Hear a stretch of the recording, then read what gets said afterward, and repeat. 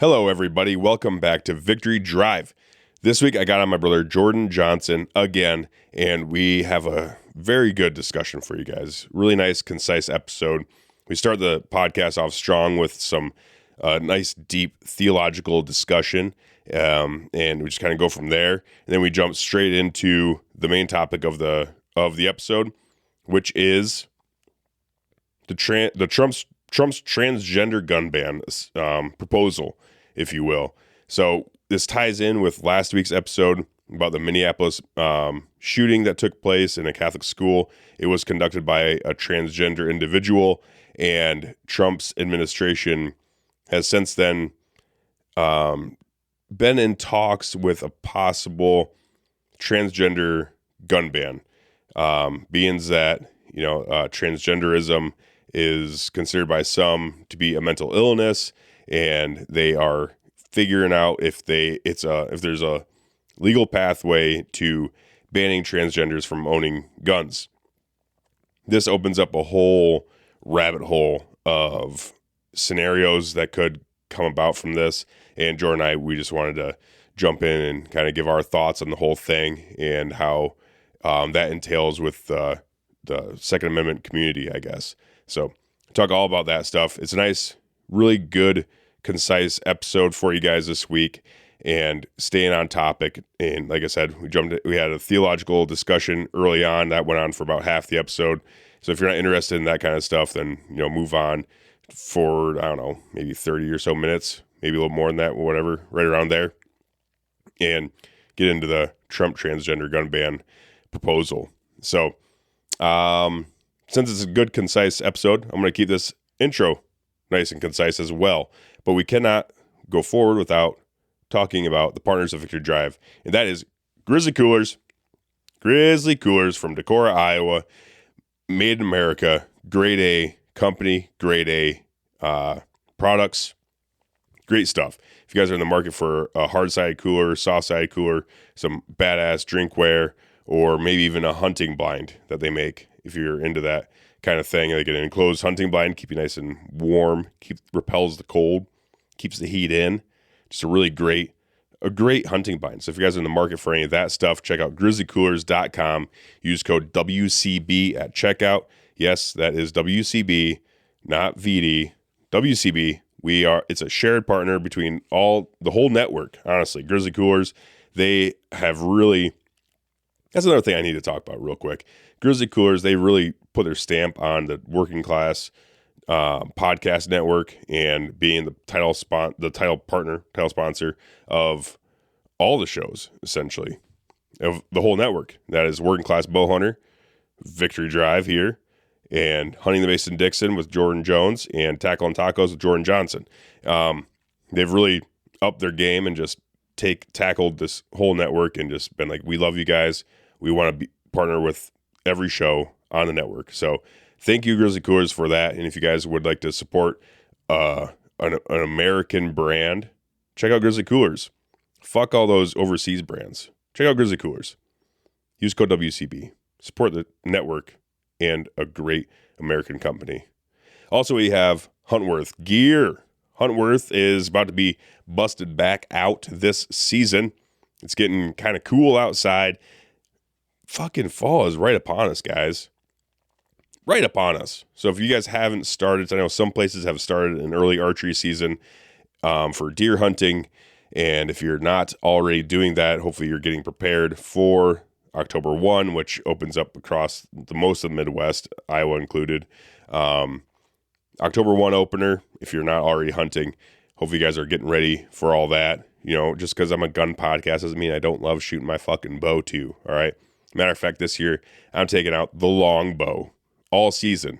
No shortcuts with a compound. Not fucking doing it.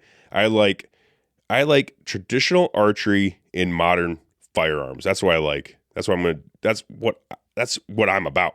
So get your reps in, get dialed in, get ready to go for archery season. And then shortly after archery season, there's the firearm seasons that come in. Get out there and reach out and touch something. Train up, get shooting your bow, get shooting your guns, get shooting everything, so you can get out there this fall in winter and have a great, great time. And hopefully you're going to be wearing some Huntworth gear while you're doing it. If you're not, then hopefully you stay nice, cool, and dry and warm anyways. But I know Huntworth gear is going to keep me nice, cool, and dry, or nice, dry, and warm all throughout hunting season. I've used it for the past few years now, everywhere from Africa to France to back at home in Iowa. It just holds up great. It's great clothing for a great price. So you can use code WCB15 at checkout to save some money with Huntworth gear. If you're not already in it, get in it, check it out, give it a chance. And if you're already in it, then maybe you need to replace some shit. Maybe some stuff got tore up. Maybe you've been wearing it for the past 5, 6, 10 years, something like that. Or maybe you just want to try out the new camo pattern of Vertec. Or maybe you want to try out the new Silent X stuff from Huntworth gear. Check it out. Use code WCB15 to save some coin. And I also need to throw out there Patreon. Victory Drive's Patreon. If you guys want to help support the show directly, that means straight from you guys, straight to the show. Check out patreon.com/Victory Drive, I believe, or just go to Patreon, search bar Victory Drive Podcast, pop right up. I have 2 different tiers there. One's like a tip tier and one's like a get everything tier. So check it out. Support the show. I really appreciate everyone that's been in there ever since I started, essentially. I mean, we got some really good people and they're very highly knowledgeable people. The community chat, just get in there, check it out. Whatever. I mean, I appreciate it. I really do. I'd love to see this show be, mostly crowd-funded. That would be amazing. And with the trailer build coming up here, I mean, we got a lot of shit coming down the pipeline with Victory Drive. So hopefully you guys can stay tuned, stay engaged, and, see where this thing goes. I'm excited for it. That's about it. That's pretty much everything I got for you guys so far. So hopefully you guys enjoy the episode. I love doing these episodes with Jordan. We just get in and really tackle some really, some good topics. He's a good guy to get on and talk with about these things. He's my brother, so I'm obviously very comfortable with him. And this is just, I just love doing these podcasts with him that we can get a topic, tackle it, and move on. So hopefully you guys enjoy this episode. I know I did. So thank you all for listening. Thank you for supporting. I appreciate it. Hopefully everyone has a good, safe, fun, successful hunting season out there. All right. Let's see those pictures. Moving on. Thanks for listening.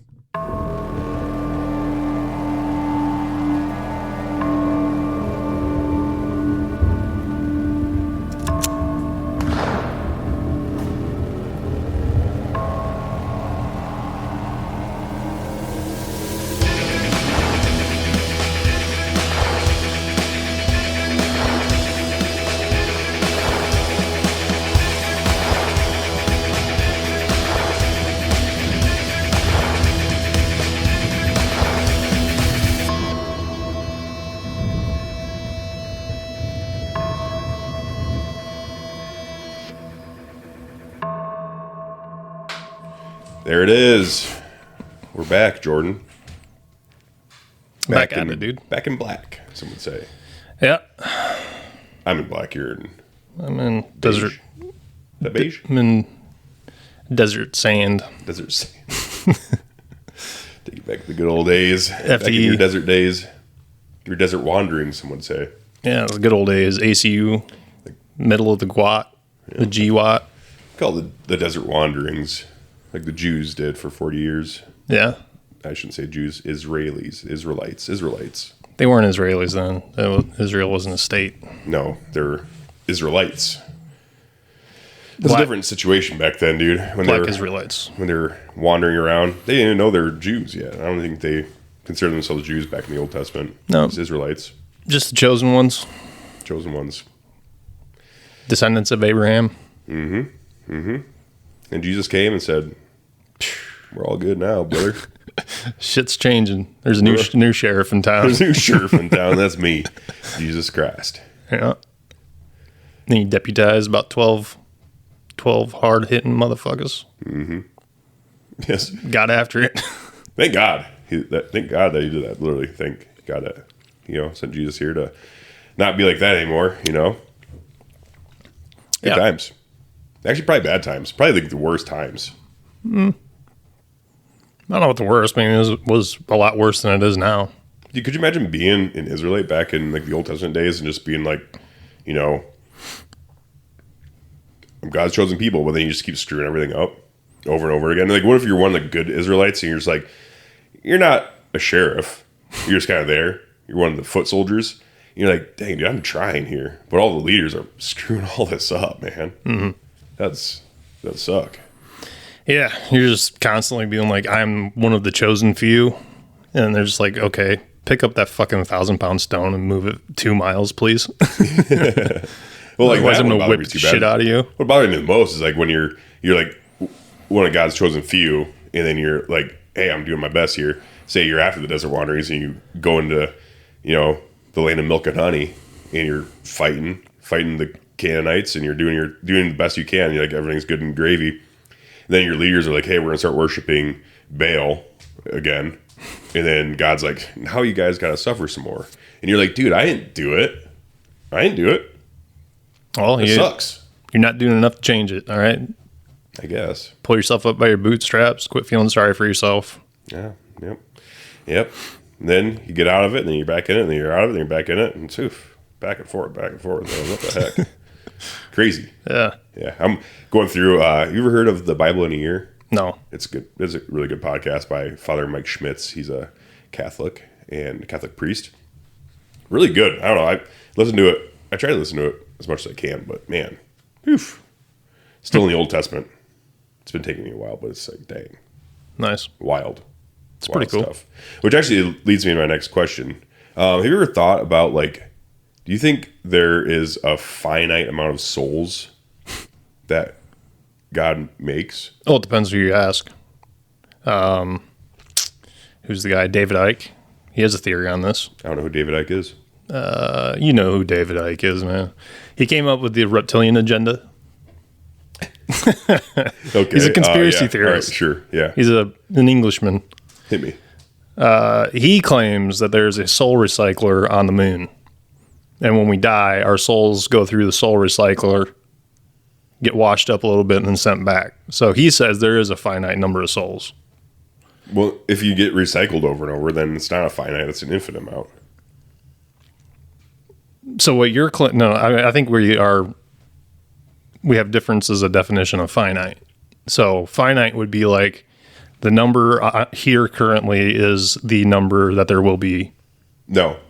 I'm thinking, so every person is, one of one, right? Oh, so you're saying like you die, your soul goes away, and it's just never back again? No. Yeah, correct. Like, I'm wondering if like you are Jordan Johnson is one of one. Jacob Johnson, I'm one of one.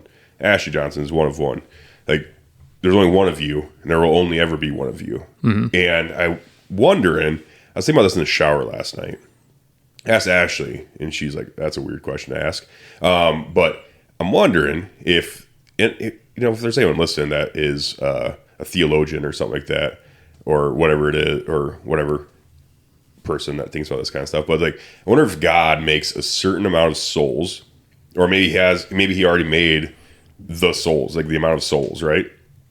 And we're all kind of waiting for the second coming of Christ, and then like the death and resurrection of our own souls, of ourselves. And I wonder if God just has like a certain amount of souls, and he's just kind of like, every time someone's born, he's planting them out there, right? And I wonder if like once that number is gone, like up, then it's like, okay, time to wash the world clean. Whoever made it, whoever didn't.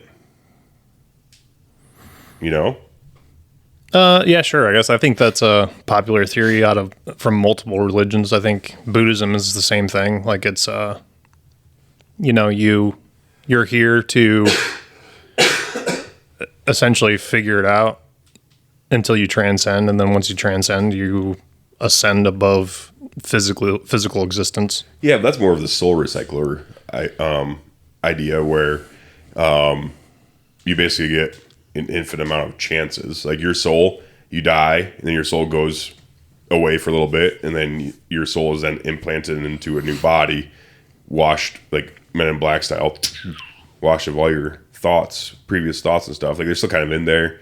Like you have like your instincts and stuff stay kind of the same, and those change over time of however many tries. But that's more of a what do you call it?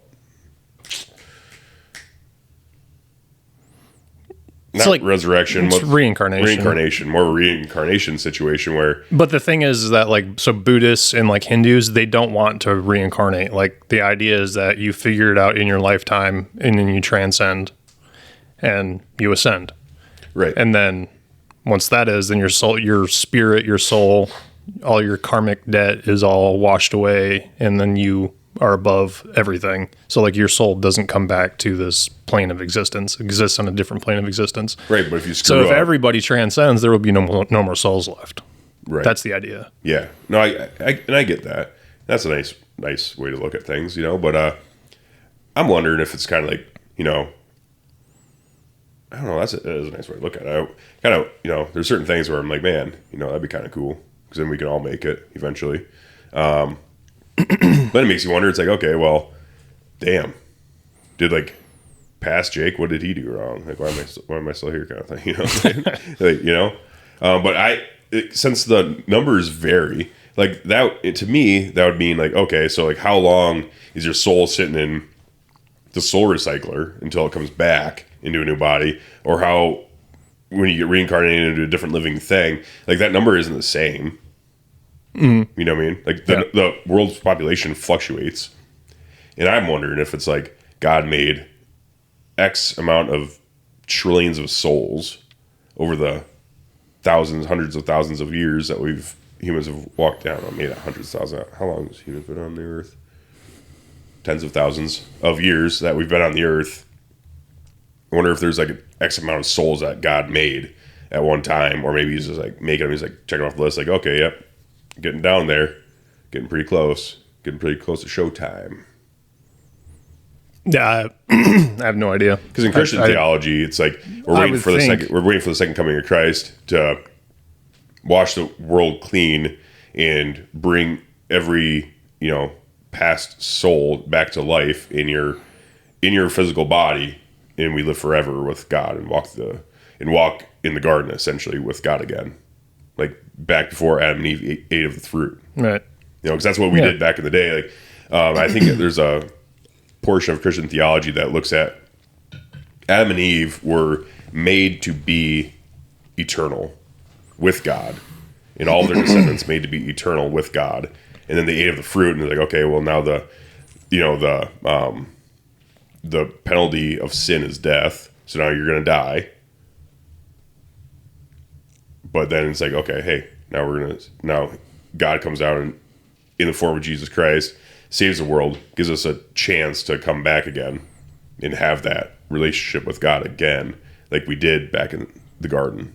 So essentially, like once the second coming of Christ comes, then the world gets rid of all sin, gets washed clean, Satan is defeated, evil is defeated, everything is defeated, and then we're back in the garden with God, essentially.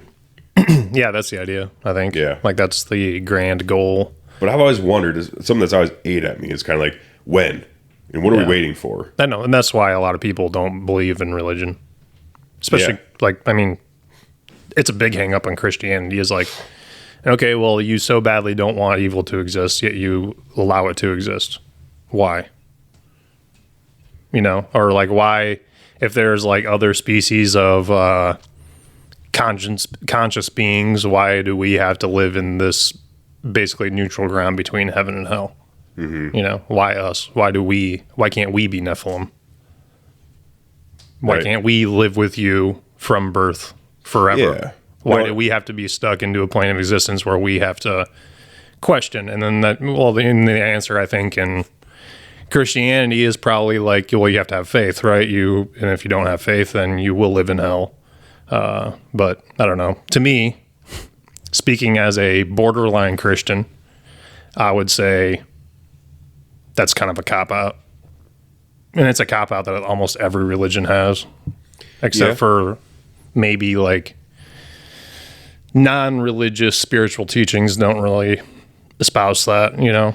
Right, but my thought of it is like hell. My thoughts on hell have really changed a lot. Where it's not like necessarily hell isn't necessarily like a punishment in that essence. Where it's like it's just you chose to live, you know, without God, without God's presence while on earth. Because you can live in God's presence while on earth here today. You can, and yes, you have to have faith, but you have to, you know, abide by the teachings of Christ and go and walk in that Christian life as close as you can. Like obviously we're all going to screw up and make mistakes, and that's okay. Just like where if you have the whole, you know, father-child analogy where it's like when you have a kid, you're trying to teach them the right thing, how to be, you know, you're trying to teach them the right way to, you know, conduct their life while here like respectfully and rules and all, you know, all this stuff. You want them to grow up to be a respectful, productive human in society. It's kind of the same way where it's like when I tell my daughter like, hey, don't do that because of this reason, then she does it anyways, then she learns the hard way. It's like, well, sometimes you have to learn the hard way kind of deal. But if she chose to like live outside of me, outside of my teachings, outside of my, you know, authority, then she's just going to live with the repercussions of not having that teaching while she's growing up, essentially, right? It's kind of the same way with hell, where it's like you chose to not live with God. You chose to go against God and not live with him and not abide by his rules and teachings and all that stuff. So that is your choice. And God's not going to force his love onto you because that's essentially, you know, kidnapping, really. Like God he can force us, and him, you know, if he forced us to be with him, then that's like kidnapping, essentially. He did give us free will for a reason. He gave us rules and guidelines to live by, and gave us the correct path when he came down as Jesus Christ. And it's like, oh, how many times do I have to fucking do this kind of deal? I understand that, but like, why? I mean, I don't want free will. I want to live in heaven. Because God has free will and he created us in his image. You know?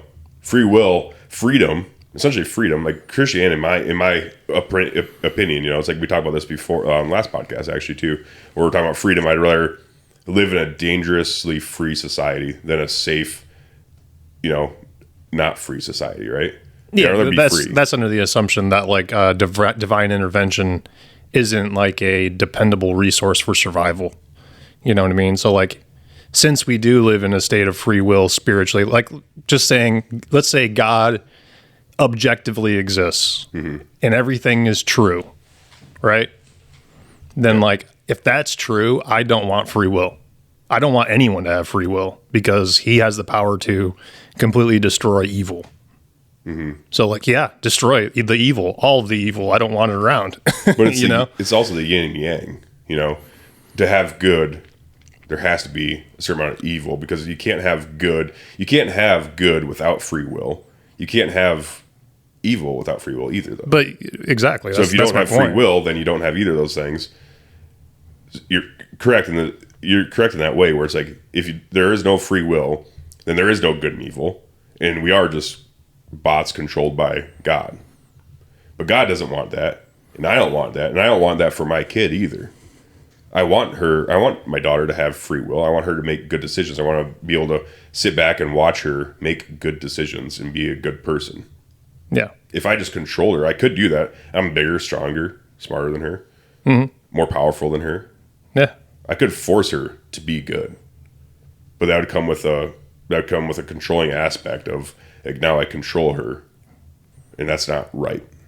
It's the same thing where God made us in his image, but because he wants us to be like him. So we, you know, but that comes with the free will aspect of things. Right. I understand what you're saying. And the reality of life and everything is that evil exists, and then you want to be like a godly figure to people, to your subordinates, essentially, you know, because evil exists and you don't want them to fall in the ways of evil. Like, you don't want them to, you know, go to the fucking dark side, right? Yeah. Like, that's why you allow them to make their own decisions, to become their own person and to become their own good person. But if evil did not exist, then there wouldn't be any semblance of whether it's loose control or tight control, there would be no control because there was no option. Like everything's good and everything will be good. And if you're not good, you'll be destroyed. Right. And that's how it essentially will be in the end of times. You know, it will be good and everything will be good, but we will still have that free will aspect where it's like, but it's kind of like, I'm trying to make an analogy. I don't know if it's correct or not. It's kind of like, I guess like immigration to an extent where it's like, we want people to come to America that can live by American principles, right? Mm-hmm. We don't want to get a bunch of third worlders in here that treat America like the third world shithole they just came from. Right. It's kind of the same thing, like at the end of times kind of deal. God wants essentially people to be good and kind of proven good. So then the end times are like that. The afterlife essentially is the way that is plotted out to be. Yeah, and I think I could be completely wrong too. Your theology, I guess. I don't know. I'm not. You're a theologian. right. You're right.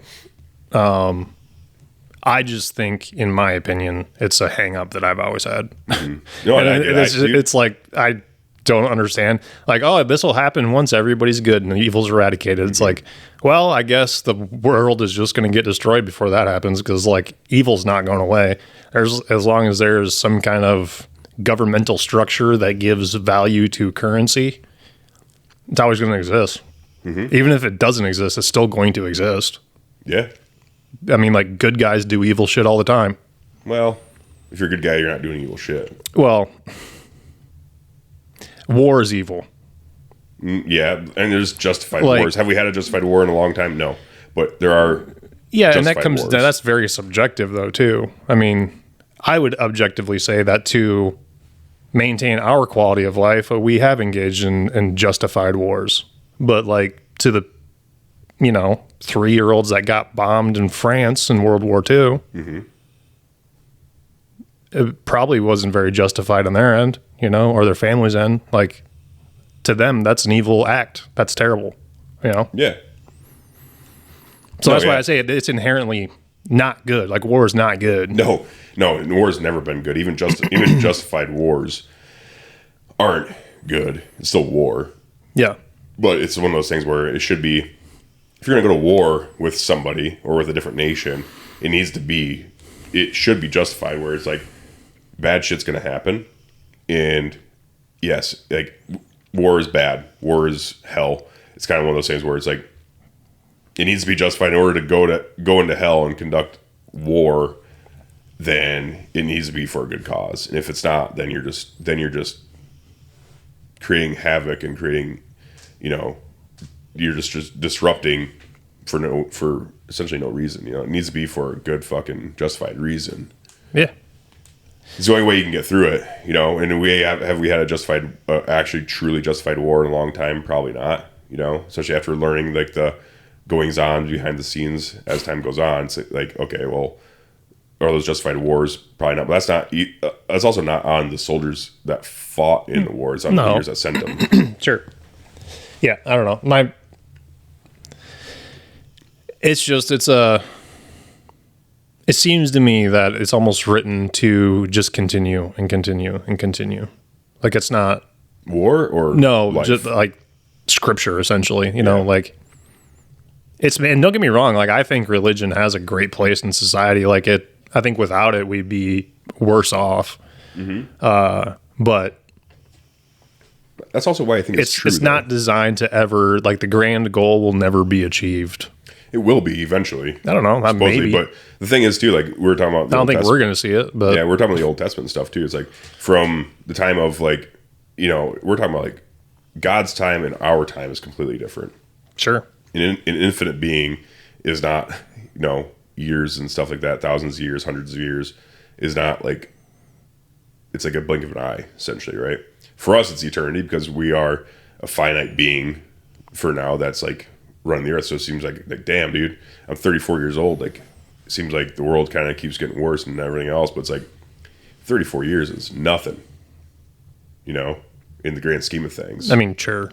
Yeah. And that's why people pick up arms with theological teachings, Yeah. And it's to continue for the greater good or something like that. And I don't know, like I'm going to be honest, I haven't really drugged myself down the religion road for quite some time. So like I'm rusty on all this stuff. Oh yeah. It's just from a like philosophical standpoint on the way that I view things.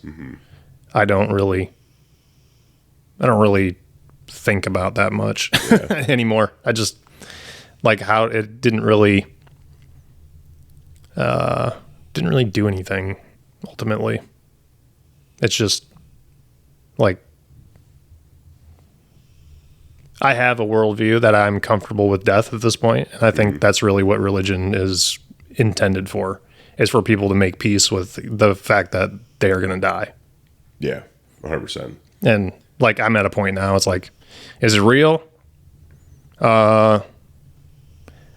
Could be, if you look at like the evidence. I mean, like, you know, it's been around for a really, really, really long time, you know, and I think for something like that to survive for so long, I think it's kind of ignorant to say, well, it's just not effective or it's not real at all, you know.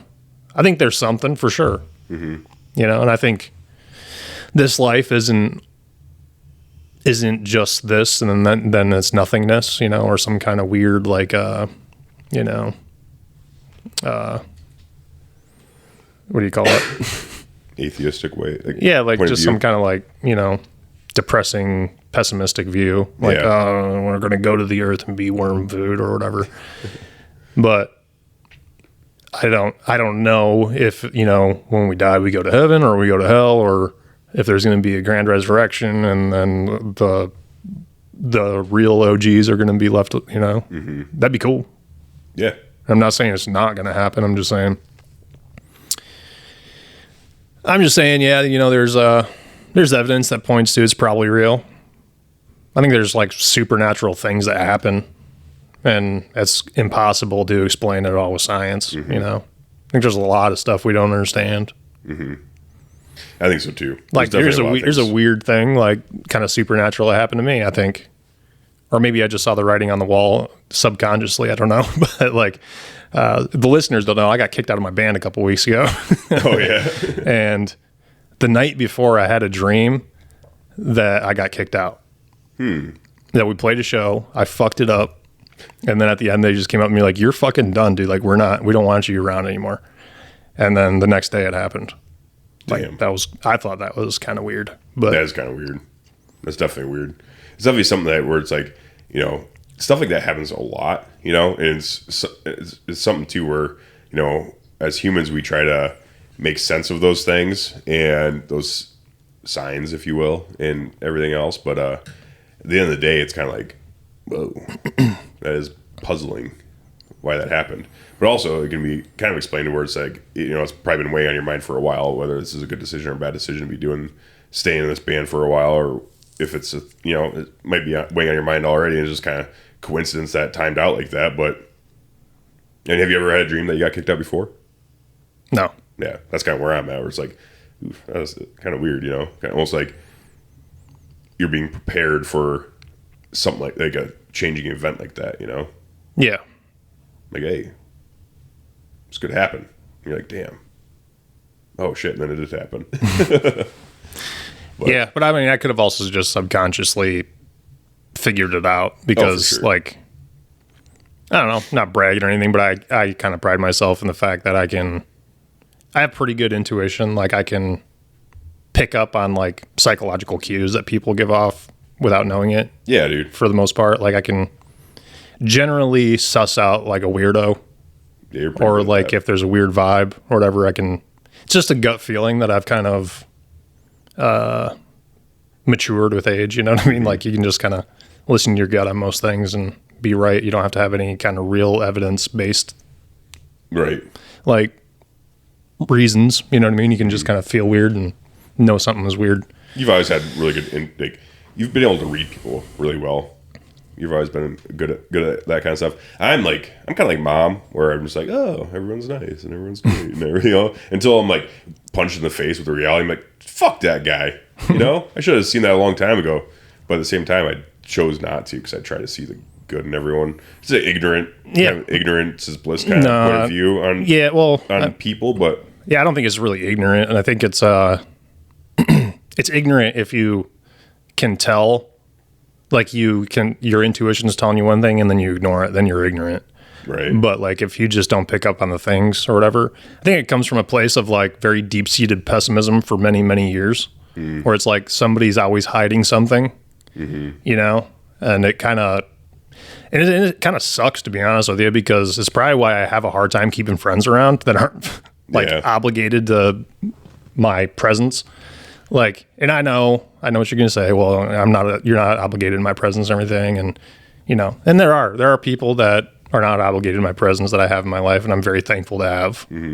But it's hard to make friends because but this guy gonna stab I'm also back. a really direct person. So like if somebody's being weird and I can kind of figure out what the fuck is going on without anybody saying anything, it kind of pisses people off. Yeah. And, you know, if you were trying to hide ugly things from people and then somebody throws a mirror right in front of your face and you see the ugly things, they're going to smash the fucking mirror. You know what I mean? And that's just how it is. It's thankfully I'm an introvert anyway. So like I can generally be alone with my thoughts and be, not always, but most of the time I can be relatively at peace.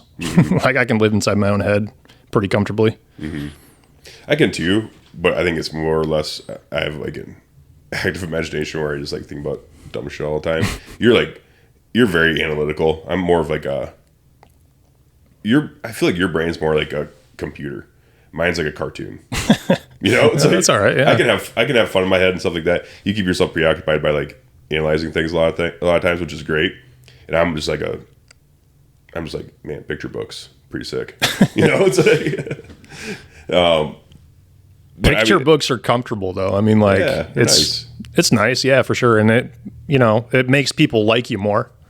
Like it's more charismatic in my opinion. Like people that will see the good in most people, because like everybody fucks up.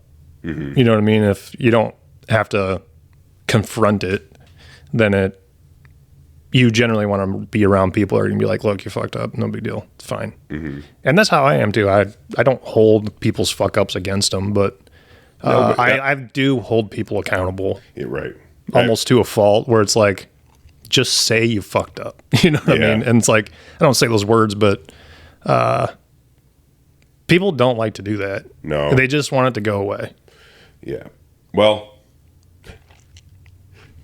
to bring it around to gun stuff, it's like Sig Sauer. It's like, can't you just say you messed up and move on? But you can't. And like that's like human nature. Like there's a lot of people, like we've met people in our lives too that are like Sig Sauer, where they just like they can't just come out and say like I fucked up. They have to like figure out a justification for why they fucked up and be like, well, you know, it's because of this, or it's you. You're the one. I didn't really screw up. Like you did it. You did this wrong actually, and like try to pin it back on you, turn things around on you, on either the user of like P320s or you as a person, where it's like, you know, hey, yeah, I might have made a mistake here, but the reason why I made this mistake is because of you. It's like, well, that's not a fucking apology, dumbass.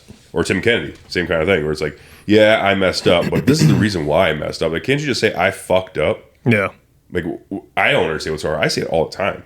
Like, I fuck up all the time. Yeah, we all do. And I'm just like, dude, I fucked up. Like, we're running joke with Ashley. It's like when I like mess up, I'm just like, all right, you got me. I'm a big fucking dumb idiot. I'm stupid. You're smart. I'm ugly. You're beautiful. You know, it's like I go down that whole list, and it's like I say it as like a joke kind of deal, but it bothers her. Where it's like, can you just like say sorry? I'm like, no, I have to make it like a thing. You got to make you feel sorry first. Yeah, I have to be like, I fucked up. I know I fucked up. I'm a terrible person for it. You know, it's like, but that is kind of like how I am. Like if I screw up, I'm like pretty quick to being like, damn it, sorry, I fucked up. But then I have to like, I don't know, maybe that's a bad thing. Maybe I just realized that I'm just like a bad person for like taking it too far. Even though in my head it's kind of like a jokey joke. I think it's funny. But I think it's funny too. Yeah. I do the same shit to Kat. That's like, I don't know, this is maybe cool to say, but it's not cool to say. But like if we get into an actual serious screaming argument, which is rare nowadays, but sometimes it happens, and I'll just fucking realize that I'm wrong. And I'll just be like, okay, I guess, yeah, I can't do anything fucking right, like kind of like that sort of thing. Yeah, probably not the best time to bust that out either when you're not in the heat of battle. But at the same time, like when you realize you're wrong in the heat of battle too, like what do you do? Like, what's the healthy thing to do? That someone with like a level mind, like what is the healthy thing to do when we're in the heat of battle? You got your feet are dug in, her feet are dug in, or the other person's feet. Everyone's dug in, and then you realize like, fuck, they got me. I'm actually wrong. Like, what's the best way to be? Just turn around and be like, I yield. You got me. But like they're already dug in. They're ready to keep going. They want to punch you into the fucking dirt now. Well, they're bloodthirsty, dude. They're in berserker mode. Yeah. And once a berserker gets some blood, they want more. They want more. Until it's gone. So what do? Do you like just keep defending yourself until it dissipates? And like when cooler heads prevail, then you say like I did fuck up, but I couldn't stop right then because then you're gonna kill me. Yeah. Well, you're going to pound me into the fucking dirt. The right thing in my situation is to give it air and let it breathe and go away for a little bit. just walk off. Kill the conversation, and then eventually it'll just stop. Yeah.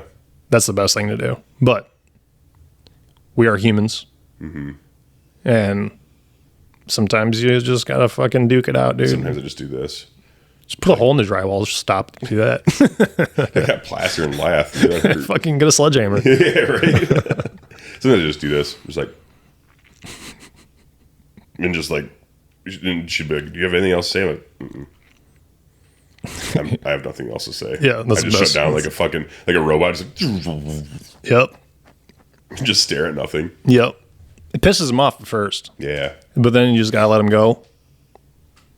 And eventually they run out of calories, dude. You know what I mean? And then when everything cools down, the dust settles, and it's like, hey, listen, I did realize I messed up. My bad.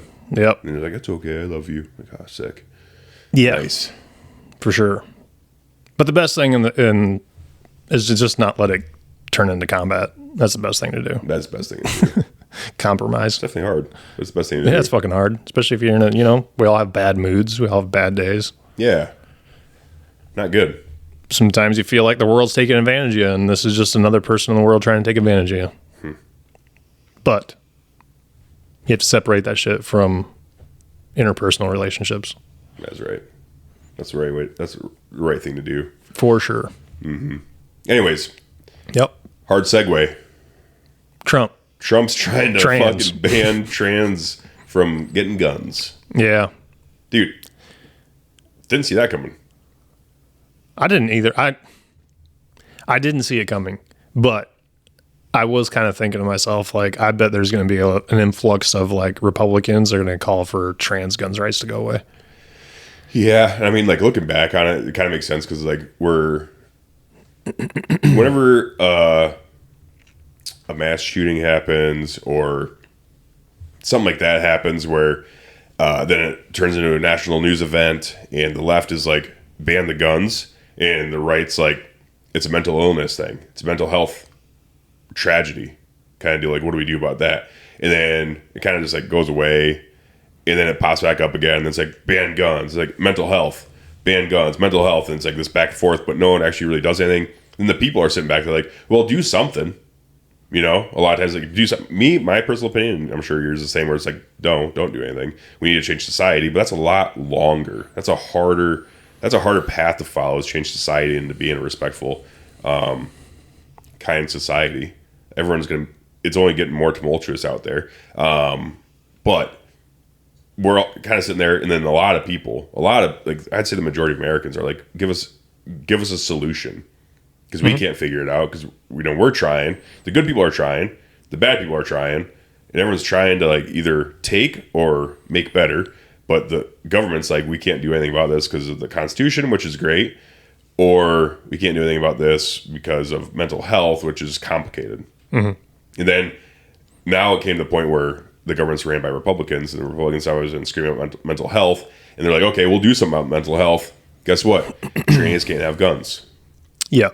And the left is like, whoa. Yeah. What do we do about that? Well, it looks like they're turning very pro-gun. That's what it seems like. Like they're turning into 2A advocates all of a sudden, which is hilarious, because not long ago it was, well, if you're going to follow the laws of follow the constitutional right to bear arms, then I guess you all just get muskets and cannons. Yeah. It's like, don't be fucking dense, retard. Yeah. That's not what it says. It doesn't say the right to carry muskets. Right. It says the right to bear arms. Arms. And that's meant, the wording is meant to change with technology. Well, and also, because they figured that out back then. They saw the fucking rapid changes of technology in firearms. And what was the arms back then? Like, what was the military arms? Rifles, muskets, and cannons. Yeah, those were weapons of war, dumbass. Yeah, swords. Like, that's what I'm getting at. It's like, swords and axes, muskets and cannons. Like, when they wrote the Constitution, they were advocating for military grade weapons to be in the arms of civilians. Yeah, that's what they were arguing for. Like, just put ourselves into perspective. They're like, oh, what it's written is just muskets and stuff. Like, guess what? Rifles came out. They had rifled barrels at that point in time. Not a lot of them, but like technology was starting to come into effect. And it's like, holy shit, these are way more accurate and way more effective. They didn't say like, oh, civilians can have smoothbore muskets and the military can have rifles. They didn't say that. They said arms. The right to keep and bear arms. And the wording does matter too, because back then arms was used in a military aspect where it's like military arms. That's what they called them. Like, it was written for the change of technology, like you said. Yeah. But like this whole situation with the transgender banning a gun ban, essentially, that they're talking about, like seriously considering, is interesting because you sent me that CNN article. Did you want to read that? Or do you want to just give a brief summary on it? I just have a few like highlighted stuff that I can go over. Let's go over that because like the article is kind of long-ish. It's not like super long. It's a CNN article, but CNN's never been a pro-gun news broadcast. They've always been pretty anti-gun, pretty Democrat, pretty left-leaning, very left-leaning. Some would call them fake news, but they've been that way for a long, long, long time. So to see an article like this come out is pretty wild. It's funny. So blah, blah, blah. Justice Department official cautioned that any such proposal, should it gain steam, would likely run into legal complications. Correct.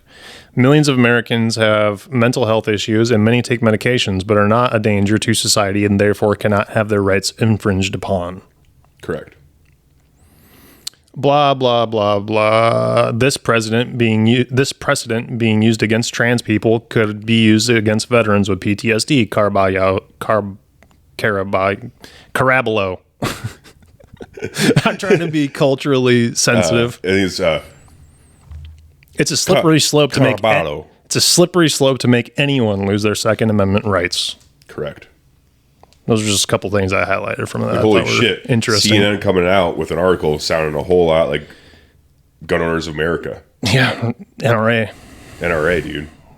People that they hate, the people that they were warning the dangers of gun violence due to the NRA, whatever caucus or whatever, portion that funds the government, the Republicans. Silly, wild. The NRA lobby, I guess it would be, but yeah, there you go. It kind of blows my mind where it's just like, holy shit! Like now I'm thinking. Initially, when I heard that, I'm like, what the fuck, Trump? Like that's crazy. Like a lot of thoughts were in my head where I'm like, okay, 40 chess. Trump. Yeah, what?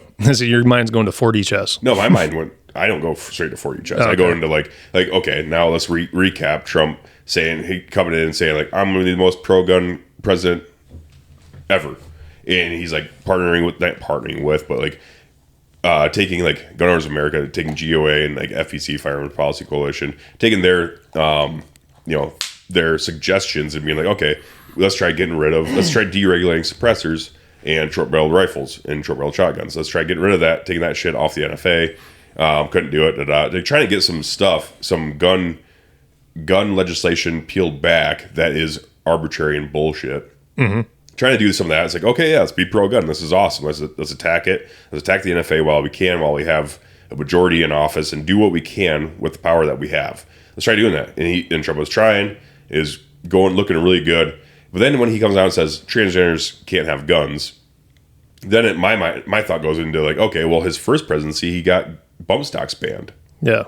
It's like, is Trump really the most pro-gun president in history when he's probably one of the only presidents that I remember outside of Bill Clinton that actually got gun legislation passed. So if he gets this passed, that would be 2 gun control bills. Like, granted, the bump stock ban got challenged in Supreme Court and then, taken away. So now you can own bump stocks again, even though they're gay. Even though they're gay, you should be able to own them if you want them. But it got taken to the Supreme Court and shot down, where it's unconstitutional. So he did get that passed. And now if he gets this passed, that means he's gotten like 2 pretty big gun laws passed in both of his presidencies. Mm-hmm. Like, does that make him the most pro-gun president, or does that actually make him one of the most anti-gun presidents? Yeah, I would say anti-gun. Dude, he would lose huge amounts of popularity if he passed this. Nobody agrees on this. No, this is a losing situation for Trump, because it's like, dude, like, all Second Amendment advocates are like, this is not good. Yeah. This is bad. This is very, very bad policy. But also he's thinking like, oh, well, everyone thinks these transgenders have gotten out of control. True. They have gotten out of control. But it's like, let's just keep hammering them. Like, is transgenderism a mental illness? Gender dysphoria is. Yes. Yeah. It is. Gender dysphoria is a mental illness. But it's like, I'll say this. How it's labeled in the DSM-5 is tricky. Like, it's labeled gender dysphoria is that, like,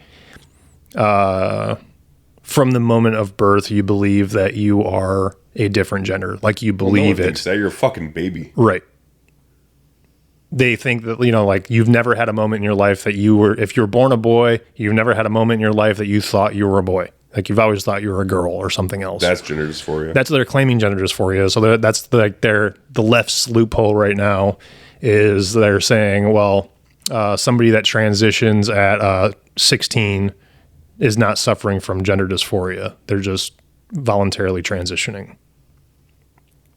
That's the idea. What the fuck? So they're claiming that that's not a mental illness. It just transitioning in itself is not a mental illness as classified by the DSM-5. So you're saying that mental illness is from birth. This is what they're claiming, that gender dysphoria as is classified in the psychological diagnostic tool that is used for things like this, that is what they're claiming. But can you not develop mental illness as life goes on, though? That's why they're saying that gender dysphoria is super rare, and that not everybody that just transitions is suffering from clinical gender dysphoria. So supposedly from the moment that you realize that you're a boy but you feel like a girl, gender dysphoria. But if you're like, I'm a boy, and then now I'm like 18, 19, 20, and I'm like, I don't know. Actually, I think I'm kind of girly. Yeah. That's not gender dysphoria. That's what they're saying, not the clinical definition. Okay, well, either way. But, like I said, it's worded tricky. So you could get a diagnosis of gender dysphoria later in life, probably. Right, yeah. And I would say that anybody that medically transitions should have a diagnosis of clinical gender dysphoria. And also, that's when we're getting into hot water. Remember when Trump was talking about putting subpoenas out to all of the physicians that did gender reassignment surgeries on minors? Correct. Yes. So they didn't really cover their ass by diagnosing these people with mental illnesses.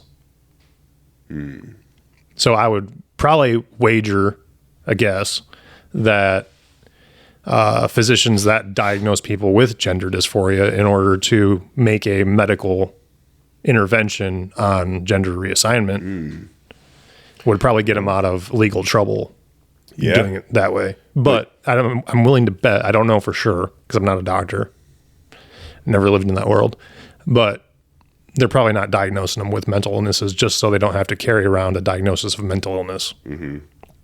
Because at that time, it's like the hot thing to do. It's the cool millennial white woman thing to do, is cut your kid's dick off. You know what I mean? That's true. Yeah, it is the cool thing to do. Like, that was the culturally acceptable thing to do. And if you did, your child is a martyr and you're a hero. Well, yeah, and that's a whole different aspect too, where it's like, they're like, oh, you need to reinforce your children's like feelings like that. It's like, fuck no, you don't. If I reinforced my daughter's feelings on everything, she'd be a fucking brat. Mm-hmm. She would be a brat. It's like, you're not supposed to reinforce every single fucking feeling they have. You're supposed to talk to them and be like, hey, listen, like, yeah, well, you see, that's not the right way to be. You need to fix that. That's the guys, though. That's not really what they're doing. They're not just super compassionate, heartwarming people. No, they're manufacturing fucking transgenders. They're getting fucking virtue points, man. Like, that's all they're doing. They're like, look how compassionate I am. I let my kid fucking neuter himself with scissors. Yeah. Or I put puberty blockers in my kid at the age of 4. Crazy. You know what I mean? Or crazy whatever shit. the age is that they do. I don't know. I don't live in that world either. Yeah. But whatever it is, it's disgusting. It is disgusting. And it was short-lived because now it's really not a popular thing to do. No, it's like, as an American, I'm like, dude, be gay, be trans. I don't give a fuck. As long as you're not bothering me or anyone else, I don't care. It literally does not bother me. I don't care. Yeah. Just shut up and be yourself. Yeah. You know? But at the same time, it's because as an American, that's how I feel. Like, me personally, morally, I don't think you should do that stuff. But, that's neither here nor there. I'm not gonna sit here and tell you how to be when you have nothing to do with me. You're not my family. You're not my circle of friends. Like, I don't give a fuck. Do what you want to do. But at the same time, kids don't have freedom because they're not adults. Yeah. If you're born with the freedom that we have as adults, and like immediately, like, your kid's born, like, okay, you can't tell them what to do, you can't do these things as long as they're abiding by the law. Like, they just seem to be able to do whatever the fuck they want. We're a bunch of fucking psychopaths running around, dude. Yeah. Like, you need to have stricter parenting so your kid knows right from wrong, and outside of laws, like, how to conduct themselves as members of society. But you have to be. You can't have just the freedom to do whatever you want when you're 6 years old. Yeah. You know what I would do? It's crazy. If I had a kid and they were like, let's say 12, and they came up to me and they're like, Dad, I feel like I'm a girl. And then let's say it's a boy, right? And I'd be like, I'd probably talk to him like, what the fuck are you blabbing about? Yeah. And then if they just keep going on and on and on about it, I need gender reassignment surgery. Fucking, if you don't, I'm going to kill myself. I'd make them volunteer at the fucking children's hospital, man. Be like, look, you think you got it bad? Born with that genitalia? These kids were born with leukemia. Yeah. Or take them somewhere where, I'm not going to use the word, but people were born with some kind of mental deficiencies. And be like, you have a functioning brain, totally functioning. You can live a very normal life. Yeah. Like, you are not going to get this surgery because you were blessed just to be a functioning person that is not going to die before the age of 6. Right. It's just ungratefulness, and children are ungrateful. Yeah. But they need to learn. Inherently. They need to learn that they won the fucking lottery by being normal. Yeah. Like, okay, yeah, cool. You want to be a girl. Well, let's see how long this lasts, and now you can go see what like real misfortune looks like. Mm-hmm. But also, it's like at the end of the day, like my household, I'm pro freedom. I'm a freedom guy, liberty, justice for all kind of thing. You're right. In my household, this ain't America, motherfucker. This is Jacob Johnson's home, and while you're living here, you're going to live by my rules, and that's not the freedom to do whatever the hell you want. You'll get that in due time, but while you're living here under my rules, under my roof, you're living under my rules. This ain't a fucking democracy. This is a dictatorship, unfortunately. It's just the way it is for now. You got to get your license before you can drive. That's right. You just gotta. Yeah. So that's how more parents should run their households, where it's like, listen, like, I'll be your friend when you're old enough. Yeah. Right now, we're not friends. Right now, it's father-daughter. Yeah. When you get old enough, when you become a functioning member of society and you're a full-fledged adult, then it can be, we can be friendly. We can be more friends. We can be friendly. And I'm not saying I'm a dick to my daughter. I'm not taking this as a power trip. I mean, like, no. I'm just an asshole to my daughter all the time. We get along great. But when she breaks the fucking rules, she breaks the rules. There's a chain of command. There needs to be repercussions to her actions. And she needs to learn that, because as she becomes an adult, there's going to be repercussions to her actions. Just like, it's like now, it's like with gender reassignment and all that stuff, it's like, dude, you got it. There's also a piece as a parent, like, you need to be able to teach them right from wrong, repercussions and all that stuff. But at the same time, like, you don't want your kid to have irreversible repercussions for their actions. You got to protect them at the same time. Yeah. All this is going on. You have to protect them. You're not going to take a private that's in the middle of basic training and put him in charge of a company that's about to deploy to Afghanistan. Yeah, right. There's things you have to learn before you can do that stuff. Yeah, for sure. Crawl, walk, run. Yeah. But not every house should have a hierarchy. I don't think that's a crazy thing to say. But like with all this stuff, like the mental illness and the mental health and all that stuff with the transgenders and everything else, like they're talking about like, and I have seen some people cite some studies where it's like, okay, we're going to ban transgenders from owning guns. The majority of mass shootings are conducted by, white men. Should we ban white men from having guns? Like, I don't know. That's actually a pretty feasible thought at this point where it's like, are we just going to ban people that are doing, like, are we just going to generalize and subsequently ban a group of people because members of their quote unquote group? It's like, okay, well then guess what? No blacks have guns. Mm-hmm. Well, how's that feel? That sucks. It's a shit. I'm saying that in jest, and that sounds shitty. It's like, but like, let's be honest here. It's like a lot of crime is perpetrated within the black community, which sucks, and we need to figure that out too. Yeah. But it's like I'm not saying that to be racist. I'm just saying that it's something that we need to fix as a country. Give them more opportunities, whatever it needs to be. It's like we need to figure that out and why that's happening. But if we're gonna do broad strokes here, transgenders can't have guns. Okay. Boom. Now blacks can't have guns. Okay. Now whites can't have guns either because the majority of mass shootings are conducted by white males. Okay. Now white men can't have guns. Okay. Now only white women can have guns. Like, what are we doing here? Like, we can't broad strokes this. That's kind of what I'm getting at. That's definitely the epitome of like leftist ideology, though, is that they take certain groups and then they like make them heroes. You know what I mean? Like, they can't do, they're benevolent. They can't do anything wrong. Yeah. And then, but really the only people that benefit are white women.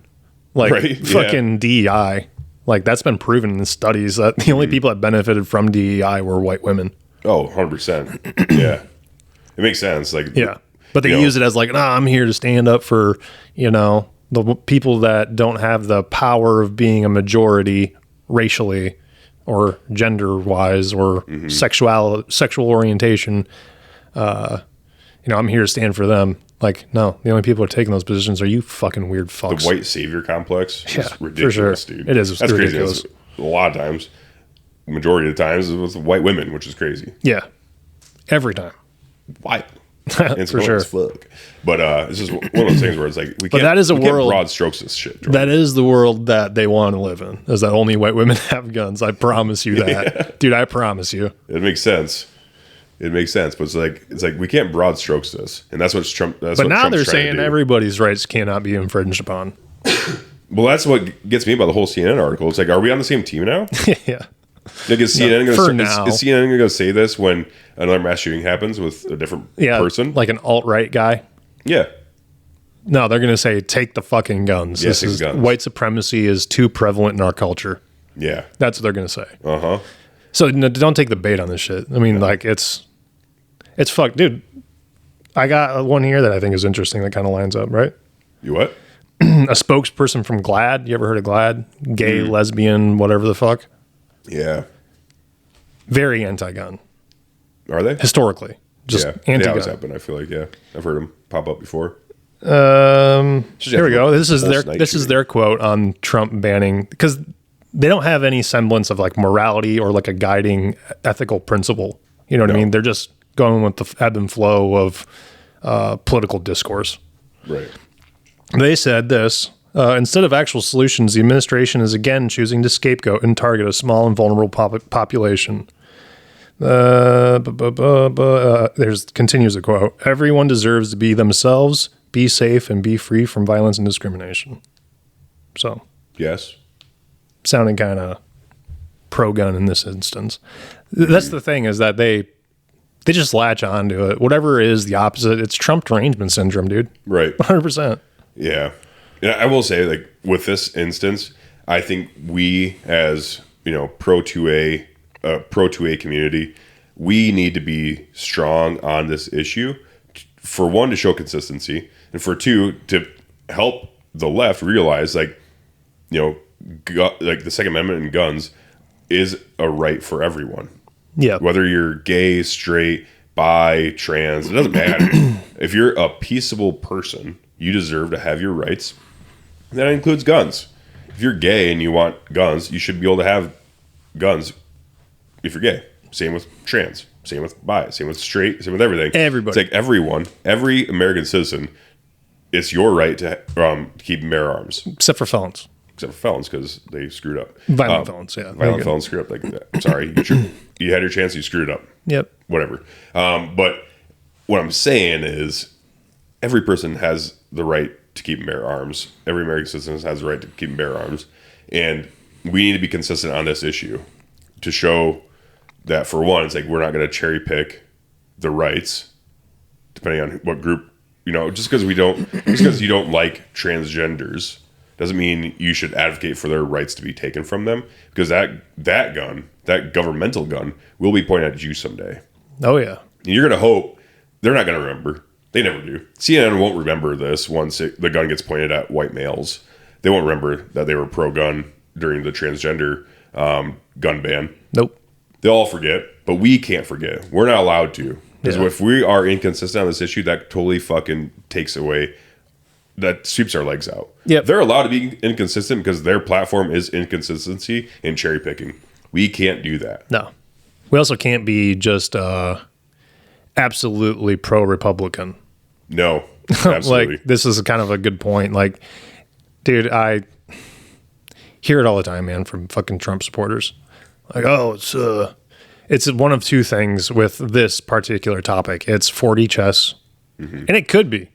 Hey. I don't know. Maybe Trump has seen some legislation that's trying to go through and has a good chance, and maybe now he's trying to swing popular opinion on the left. Mm-hmm. I don't know. Let's just take it at face value, though, right? And just say that, like, he actually wants to just ban trans from having gun. Mm-hmm.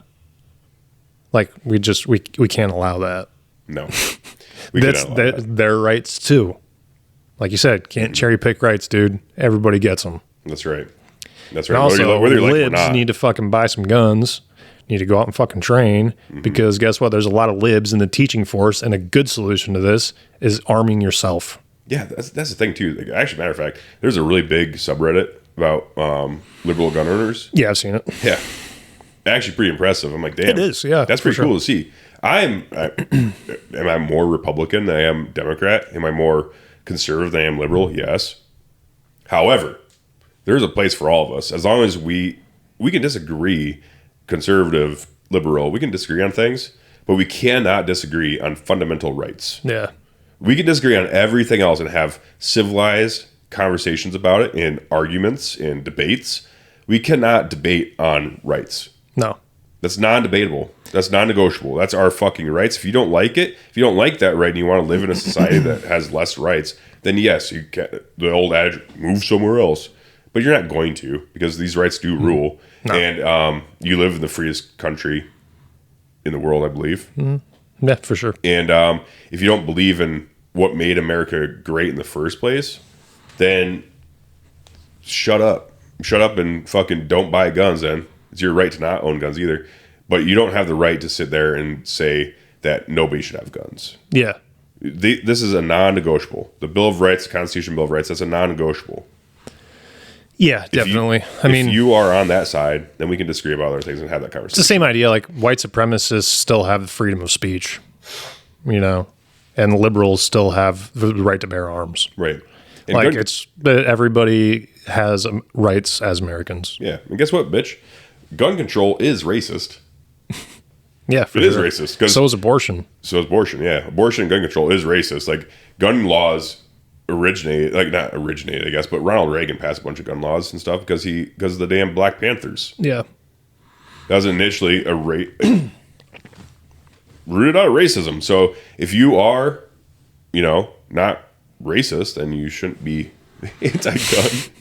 Yeah, for sure. Otherwise you're kind of racist, I guess, at that point. If we want to play that game, because that game gets played a lot too, where it's like you try to turn everything around and make someone racist. It's a fun little game that people like to play on you. Yeah, for sure. To play that same game with gun control, Yeah. But yeah, I mean, I don't know. It's just like at the end of the day, if we support any type of gun ban, then that leaves us open to having the gun ban gun pointed at us. Oh yeah, no one wants that. Yeah, no, it's a slippery slope, and that's why I say the right to bear arms shall not be infringed. 100%. That's just there's no fucking question. Like there cannot be a debate. And I don't know. I think it's just a good point for liberals to learn. I think, and there are some free-thinking, objective liberals out there. Mm-hmm. You know what I mean? That believe in, let's just call progressive policies to a certain extent that don't involve taking people's fucking guns. Mm-hmm. And that's fine. Believe those things, whatever. I don't care. But yeah, like we said in the last episode, the best solution is just arming the teachers. It is. Making schools harder to fucking kill people at. It is. Because, like, we have places that have historically had people killed in them, right? Airports, government buildings, shit like that, that are places now that are very hard to go kill people in. Mm-hmm. So let's just make public schools a little more hardened. It's not a difficult fucking concept. It's really not that hard. It's really not that crazy to think about. It's like hardening your schools is not like abstract thought. It's like, no, it's not like you're going to turn it into fucking maximum security prison. Right. I mean, even though technically that's kind of what schools are anyway. It is, honestly, They're kind of prison-ish, right? I'd like to go to the bathroom, please. Yeah. Shut up. You fucking piss yourself. I had a teacher who made me piss myself in 3rd grade. Damn, dude. Seriously? No, 2nd grade. Yeah. Mrs. S. I'm not going to say her full name. I'm not I know what you're talking about. Besmirch her name. We had the same teacher. Yeah. Yeah. She fucking threw my coloring books on the ground and gave me extra homework because I was having too good of a time. She was a meanie, but she also said wash instead of wash, so there might be something to it. Yeah, that bothered me. Yeah, even as a kid, I'm too. like, what a fucking dumbass. You're supposed to be teaching us how to. Like, you're supposed to be teaching us. You can't even say fucking wash. Yeah. Where's the R in wash? There's not. Dummy. You're not British. British are the only people that do that. Dude, and even then, it's stupid. Like, fucking, you guys are dumb too. Yeah, I saw it. I saw it down by there. No. Or I'd like to wash my clothes. Oh, you prick. Or you can wash your fucking clothes and wash your hands. Yeah. There is no R after the A. Yeah. Libs, dude. Libs. Yeah. Nice. I don't know if she's a lib or not. I have absolutely no idea, but she says wash. She's a teacher. She's a teacher, and she says wash. Mm-hmm. So makes kids piss themselves.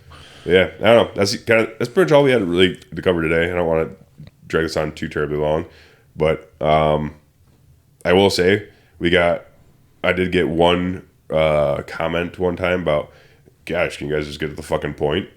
We didn't do that today. No. But isn't the point of podcasting to like have a conversation, or are we doing interviews? Yeah, I don't know. I don't do interviews, man. I don't do interviews either. I'm not a smart person. I do this when I'm in an interview and someone's interviewing. I'm just like, yes, no, maybe so. Like I'm very direct. And that's not a conversation. Like interviews aren't meant to be conversations. It's meant to be like question answer, question answer, question answer. Yeah, it's a different format, dude. Like if you're looking for a very structured, informative, professional podcast, which is what I listen to, right? Those are the podcasts I like to listen to be completely honest. I don't really like conversational ones, but there's also a format for conversation. And like some people like to listen to conversational episodes. Do you don't even like Victory Drive? What? You don't even like Victory Drive? No, I like it. I love it. I listen to conversational ones. I listen to this. I listen to like Rogan's kind of conversational. Yeah. Matt and Shane is strictly conversational. Yeah. I only like those ones if I like the people. Oh, right. You know what I mean? Because like, let's just be honest with what this format is it's a friendship simulator. Like you listen to them because you could be like, oh wow, I could like sit there on those couches with those guys and have the same conversation. Mm-hmm. So correct. Just a little look behind the scenes, show you guys how the sausage is made. What are some like directly like interviewee type podcasts you like to listen to? They're not interviewee. They're very structured and formatted, like true crime ones. I think true crime podcasts fucking suck if it's like just absolutely off the cuff. Like, yeah, look at dates and stats and yeah, shit. I want to hear interviews from like the people. Like, right. I want a story.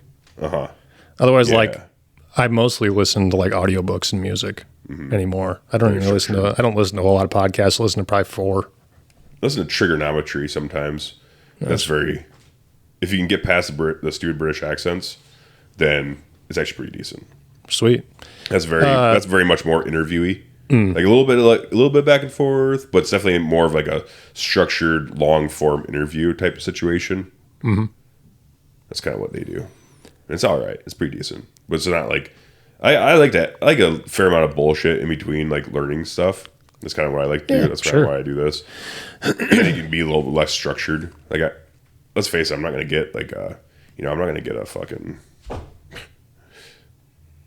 I'm not going to wear a scientist fucking wear a fucking suit and shit. Yeah, I'm not going to get a fucking scientist on Victor Drive. It's casual. Not going to happen. Just chilling, dude. Yeah, we're just chilling. I'm too dumb. I'm too dumb to have a scientist on. So yeah, you want us to get to the fucking point? Go fuck yourself, okay? Yeah. Because guess what? There is no point. No. Sometimes there's a rough point. If I want to call it a point, that's more of like it's like an idea. You have an idea. As a matter of fact, from now on, we're not going to have any points. It's just going to be nonsense. We're going to change it to the Pointless Podcast. Yeah. Actually. Yeah. No. Hey. Got a cool name, actually. The Pointless Podcast. Also, don't tell us how to do our fucking job. Yeah, that either. Let's see. What podcast you got? Let's listen to it. Probably sucks. Bullshit. There's one guy. One guy out of like however many. No, yeah, I'm really not triggered. I care less, but yeah, I could too. Anyways, thanks for coming in, Jordan. Yeah, man, it was awesome. It's fun. This is a good one. I like doing these sometimes, And it was the second week in a row I've had you on, but I like face-to-face interviews, or not interviews. I just talk about not being interviewed. I like face-to-face episodes a lot more than over the phone. And these are fun, especially when stuff like this happens. I kind of want to be able to pivot and do like current events. Well, I have all kinds of free time now. I'm a free agent. Fuck yeah. I'll get the contract written up. Yeah. No more shows. No more band practice. Just depression. Oh, fuck. No, I'm joking. We can shoot and have fun. Yep. And work on a trailer. Yep. You can work on a trailer. I'm going to go shoot and have fun. Okay. Fair enough. All right.